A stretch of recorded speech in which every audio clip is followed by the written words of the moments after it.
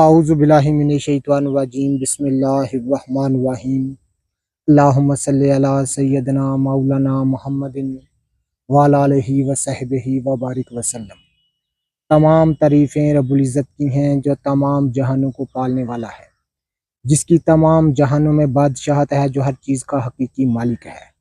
میں ہوں حکیم عامر شہزاد دسکا پاکستان سے، اور تمام تعریفیں اللہ کی اس لیے ہیں کہ وہ اس جیسی لا تعداد نباتات کو پیدا فرمانے والا، ان کو رنگ و بو، ان کو ذائقہ بخشنے والا، اور ان میں جیب و غریب فال و خواص رکھنے والا ہے۔ ناظرین کرام، یہ میرے پیچھے آپ دیکھ رہے ہیں، یہ سبستان کا بہت بڑا درخت ہے۔